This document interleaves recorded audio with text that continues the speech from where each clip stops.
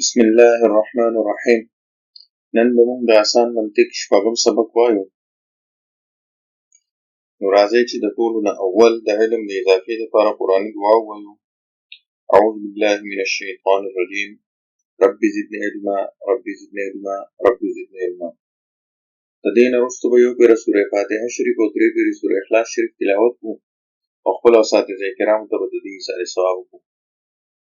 په دې عمل سره به انشاءالله الله تعالی زموږ په علم او عمل کې برکت واچوي.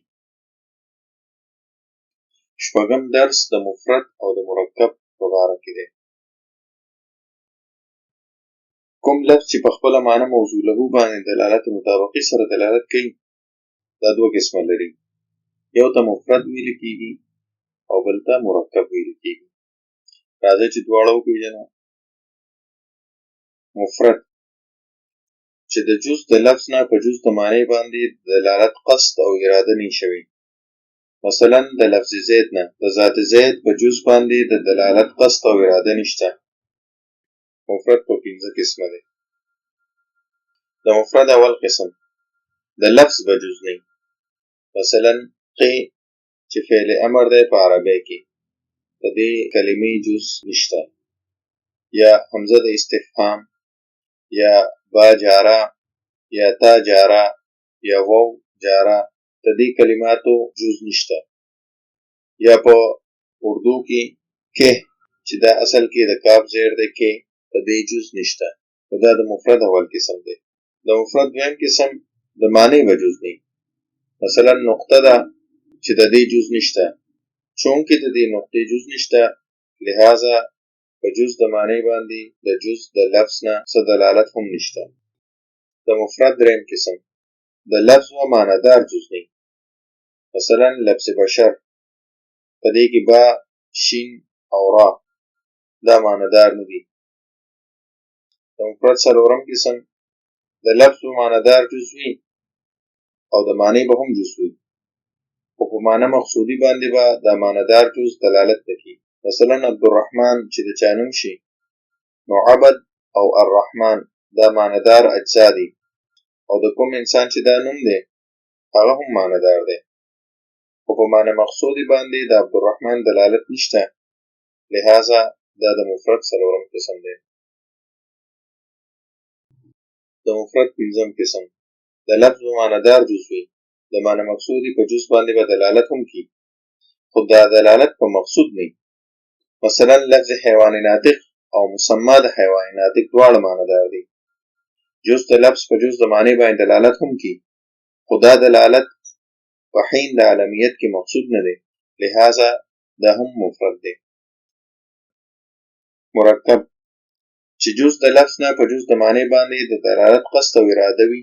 مثلا لفظ درام الحجاره درام نه ویشتونکي مراد دی او د الحجارته نه کاڼي مراد دی لہذا دلته جز د لفظ په جز د معنی باندې دلالت وکړو دا مرکب دی. راځئ چې یو څو سوالونه حل کړو. اوبه یخې دي.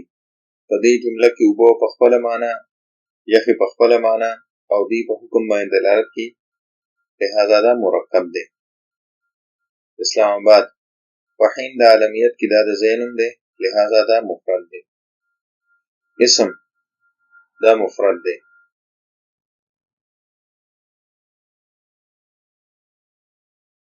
باران وشو باران په خپله معنی او وشو په حکم باندې دلالت کوي لہذا دا مرکب دی. مدینة المنوره دا د یو ځای نوم دی لہذا دا مفرد دی. عبدالله حالت علمیت کې دا مفرد دی.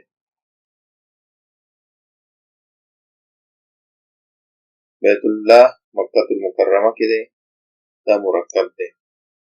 جامع مسجد چې د جماعت نوم شي په حین د علمیت کې دا مفرد دی.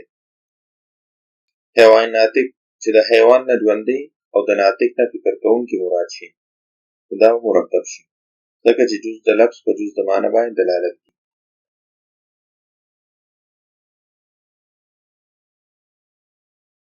بیت الله مکة المکرمه کې دی دا مرکب دی.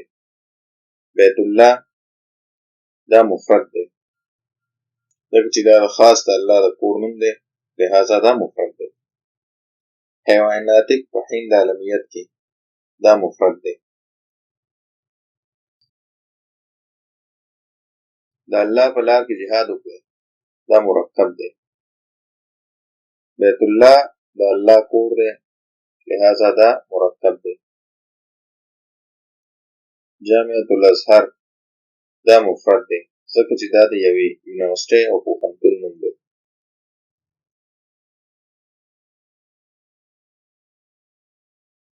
زید راغی دا مرکب دی. حق واضح دی دا مرکب دی. د روژې میاشت دلته کې د روژې نه روژه او د میاشتې نه هغه وخت مراد دی، لہذا دا مرکب دی.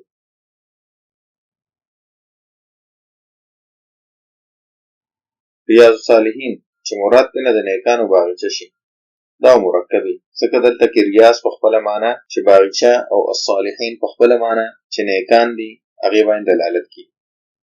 ریاض الصالحین چې مراد کې نه کتاب شي دا مفرد دی. هدایت النحو چې مراد دی نه هدایت د نحو وي نو دا به مرکبي، ځکه هدایت دلته په خپله معنا او نحو په خپله معنا باندې دلالت کوي. هدایت النحو چې نوم د کتاب د نحو دی نو دا مفرد دی. سعد الدین تفتزانی چې مراد دی نه شخصیت وي دا به مفرد دی. سعد الدین چې مراد دی نه خوشبختی د دین وي نو دا بیا مرکب دی، ځکه دلته سعد په خپله معنا او الدین په خپله معنا باندې دلالت کوي. د چا نوم چې قی وویلی شي دا مفرد دی. مخامخ زید ولاړ دی تا ورته وایي ای زیده یعنی یا زیدو دا به مرکبي، ځکه چې یا په خپله معنا د اوکه باندې او زید په خپله معنا چې اسم د یو شخص دی هغې باندې دلالت کوي. د مور او پلار خبره منه دا مرکب دی.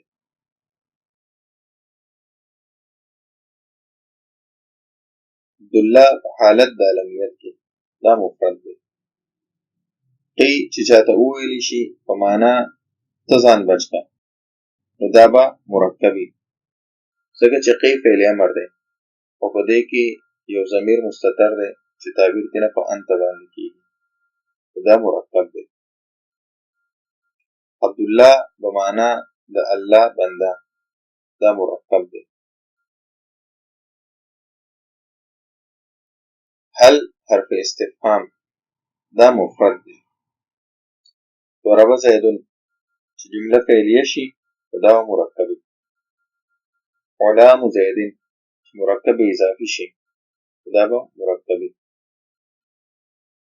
که تاسو ته زما د دې کوشش نه څه فایده حاصلېږي نو مهرباني وکړئ چې ما ته دعا وکړئ چې الله تعالی محض په خپل فضل و کرم سره زما سینه د خپل عشق او محبت نه د جناب رسالت مآب صلی الله علیه وسلم د عشق و محبت نه او د قرآن کریم د عشق و محبت نه ډکه کړي.